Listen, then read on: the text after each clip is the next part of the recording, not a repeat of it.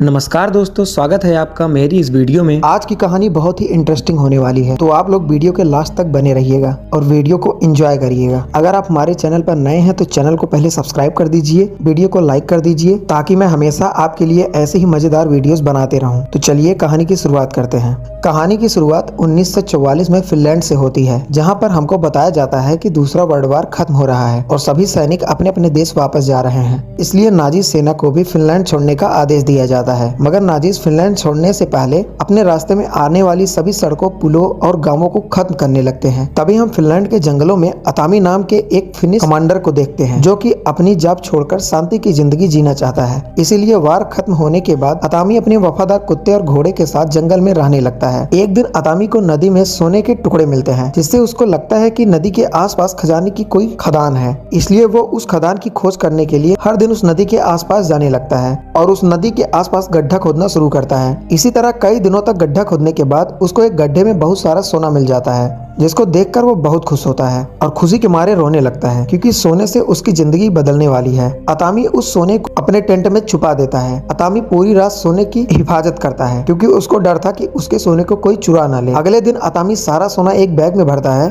और घोड़े पर बैठकर वहाँ से निकल जाता है, जिसके साथ साथ उसका कुत्ता भी पीछे पीछे जाने लगता है। कुछ घंटों तक चलने के बाद रास्ते में अतामी को नाजी सेना का जनरल ब्रूनो दिखाई देता है, जो कि अपने सैनिकों के साथ वहां से गुजर रहा था। यहाँ ब्रूनो के पास एक खतरनाक टैंक था, जिसके अलावा वो कई सारी फिनिश औरतों को किडनैप करके अपने साथ ले जा रहा होता है। असल में वो सभी सैनिक उन औरतों के साथ गलत काम किया करते थे। तभी हम वुल्फ नाम के एक सोल्जर को देखते हैं, जो कि एक औरत के साथ जबरदस्ती कर रहा होता है। यहाँ अतामी ब्रूनो को देखता है और फिर उसके सभी सैनिकों को अनदेखा करके आगे बढ़ने लगता है। तभी वुल्फ ब्रूनो के पास जाता है और अतामी को मारने के लिए अपनी गन उठा लेता है, जिस पर वुल्फ ब्रूनो को रोक लेता है और कहता है कि वैसे भी ये आदमी अपनी मौत के पास जा रहा है, क्योंकि हमारी एक टुकड़ी पीछे भी आ रही है। जिसके बाद अतामी वहां से आगे बढ़ता है, जहां पर उसको कई लाशें मिलती हैं। असल में नाजी सैनिक आदमियों को मारते हुए जा रहे थे, लेकिन अतामी को उन लाशों से कोई फर्क नहीं पड़ता था, क्योंकि वर्ल्ड वार के दौरान इसने भी कई जानें ली थी। अब थोड़ी दूर जाने के बाद अतामी को एक ट्रक दिखाई देता है, जिसमें 4 नाजी सैनिक थे, जो अतामी को इसके घोड़े से उतरने के लिए कहते हैं और फिर इसका बैग चेक करते हैं,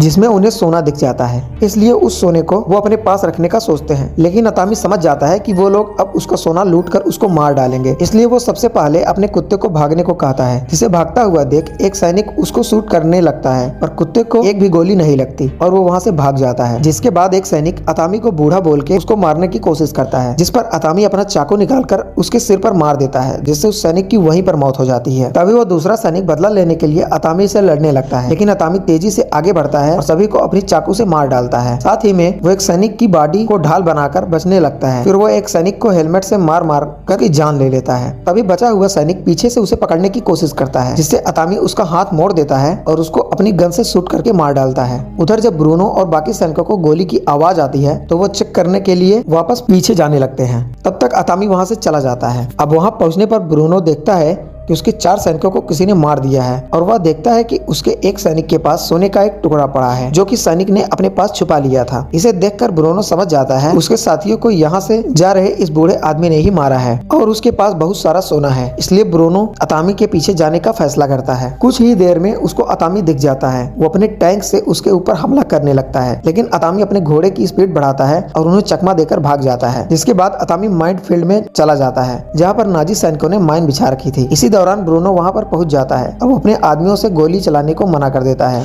वो हंसता है और उनको बताता है कि वो बूढ़ा आदमी ब्लास्ट होने वाला है। तभी अतामी का घोड़ा एक माइन पर पैर रखता है, जिससे वहां पर एक जोरदार ब्लास्ट होता है, जिसमें अतामी तो घायल हो जाता है, लेकिन उसका घोड़ा मारा जाता है। तभी वहां पर ब्रूनो आता है और देखता है कि अतामी अपना सोना उठाकर बैग में रख रहा होता है, इसलिए वो वहीं रुक जाता है और अतामी को देखता रहता है। असल में वो सोना उठाने के लिए माइन फील्ड के अंदर नहीं घुसना चाहता था, इसलिए वो जानने के लिए रेडियो का इस्तेमाल करता है, जहाँ इसके हेड ऑफिसर उसे बताते हैं कि उस बूढ़े आदमी का नाम अतामी है। हेड ऑफिसर उसको चेतावनी देते हुए साफ बोल देते हैं कि तुम्हें उसका पीछा नहीं करना चाहिए। साथ ही में वह कहते हैं कि तुम भाग्यशाली हो कि अतामी से मिलने के बाद भी जिंदा हो, क्योंकि अतामी वर्ल्ड वार का सबसे खतरनाक कमांडो था और कोई भी उसके साथ दुश्मनी नहीं करना चाहता। ब्रूनो को पता चलता है कि वर्ल्ड वार के दौरान रसिया के सैनिकों ने अतामी के परिवार को मार डाला था, जिसके बाद अतामी एक खतरनाक आदमी बन गया और उसने अपने ऑफिसर के आदेश भी लेना बंद कर दिया। तभी से ही उसके ऑफिसर्स ने उसको कंट्रोल करना छोड़ दिया और उसको अकेले ही जंगल में रशियन सैनिकों का शिकार करने के लिए भेज दिया। तब से आज तक वो 300 से ज्यादा रशियन सैनिकों को अकेले मार चुका है, जहां आखिर में उनका हेड ऑफिसर कहता है कि सबका कहना है कि अतामी अमर है, इसलिए तुम्हें उसका पीछा नहीं करना चाहिए। पर ब्रूनो को इस बात से कोई डर नहीं था, इसलिए वो अतामी को ढूंढने निकल जाता है। असल में नाजी सैनिकों को युद्ध हारने की वजह से सजा मिलने वाली थी और ब्रूनो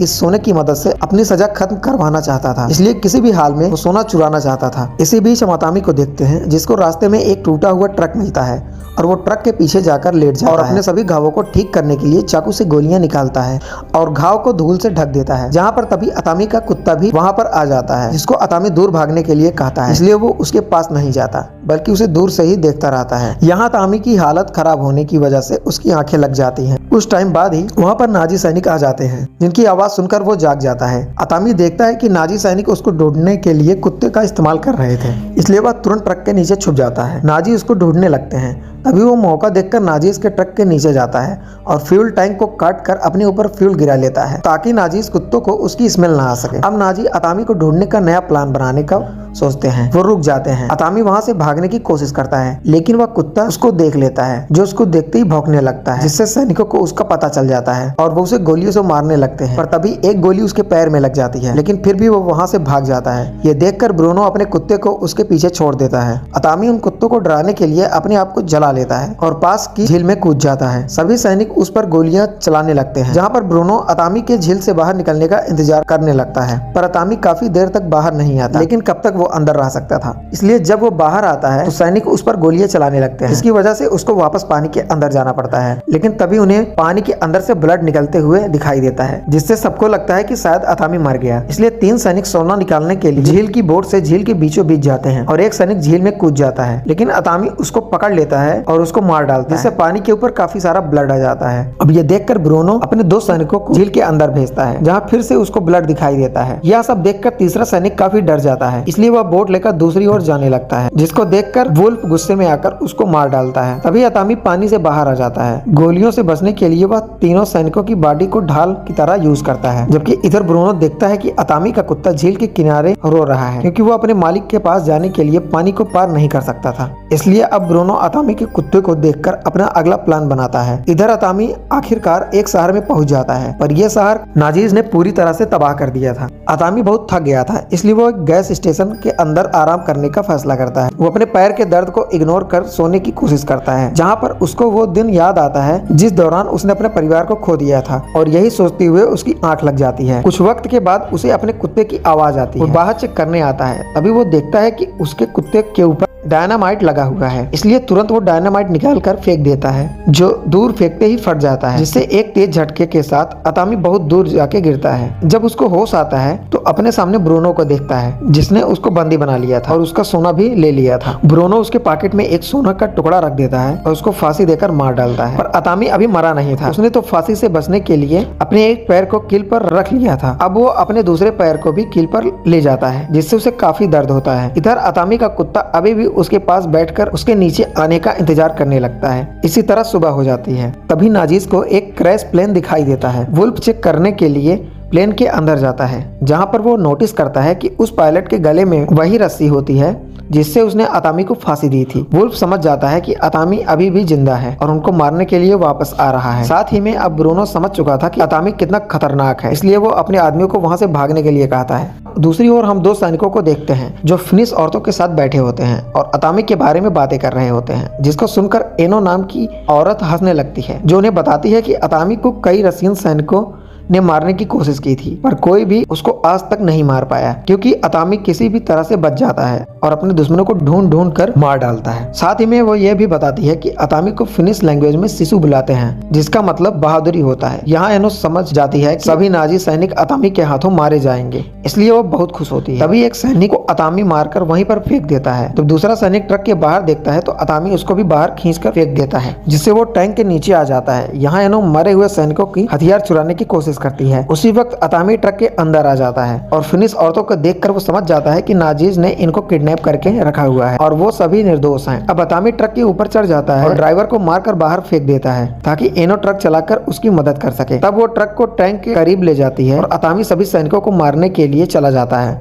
टैंक में बैठे लोगों को शक हो जाता है, इसलिए सभी औरतें मरे हुए लोगों की बॉडी का इस्तेमाल करती हैं ताकि नाजीज को सच्चाई का पता न चल पाए। एनो ट्रक को दूसरे ट्रक के पास ले जाती है, जिससे सभी औरतें उन सैनिकों को बुरी तरह मार डालती हैं। साथ ही एनो ट्रक के ड्राइवर को भी गोली मार देती है, जिससे ट्रक दूसरी ओर चला जाता है। इधर अतामी टैंक को तोड़ने की कोशिश कर रहा होता है, लेकिन ब्रूनो टैंक को रोक देता है, जिससे अतामी नीचे गिर जाता है। ये देखकर वुल्फ अतामी को मारने के लिए बाहर आ जाता है, लेकिन अतामी जल्दी से वापस टैंक के ऊपर आ जाता है और वुल्फ से फाइट करने लगता है, जिस दौरान वो दोनों नीचे गिर जाते हैं। अब टैंक के अंदर बस ब्रूनो और साट्स नाम का एक सैनिक था, जो अपनी जान बचाकर वहां से भागने लगते हैं। यहाँ अतामी वुल्फ को बुरी तरह मारने लगता है। इससे पहले कि अतामी वुल्फ को जान से मार पाता, वहाँ बाइक से 2 नाजी सैनिक आ जाते हैं और वो दोनों सैनिक अतामी को पहचान जाते हैं, इसलिए वो उससे डर कर वहाँ से भाग जाते हैं। अतामी वुल्फ को जिंदा छोड़ देता है और बाइक को लेकर टैंक का पीछा करने निकल जाता है, जिससे वुल्फ को लगता है कि अतामी ने उसको जिंदा छोड़ दिया। कुछ ही देर में वहाँ पर फिनिश औरतें आ जाती हैं और वुल्फ से अपना बदला ले लेती हैं। इसी बीच ब्रूनो एक पायलट से मिलता है और भागने की कोशिश करता है, और पायलट उसे बताता है कि उसके प्लेन में से एक आदमी की बैठने की जगह है, जिसको सुनकर ब्रूनो अपने साथी साट्स को शूट करके मार डालता है। ब्रूनो प्लेन में बैठकर वहाँ से भागने लगता है, पर वहाँ पर अतामी आ जाता है और प्लेन पर गोलियां चलाने लगता है। प्लेन टेक ऑफ होने लगता है, इसलिए अतामी जल्दी से प्लेन के नीचे आ जाता है और एक एक्स की मदद से प्लेन को पकड़ लेता है। ब्रूनो को लगता है कि उन्होंने अतामी को पीछे छोड़ दिया। इधर अतामी प्लेन के पहिए को पकड़ लेता है और कुल्हाड़ी की मदद से प्लेन के अंदर आ जाता है। उधर प्लेन के अंदर से कुछ आवाजें आने लगती हैं, जिसको सुनने के बाद पायलट ब्रूनो को बताता है कि ये प्लेन काफी पुराना है, इसलिए उसमें आवाज आती है। पर ब्रूनो को शक होता है, इसलिए वो चेक करने के लिए प्लेन के बीच के हिस्से में जाता है। जैसे ही वो दरवाजा खोलता है, अतामी उस पर कूद जाता है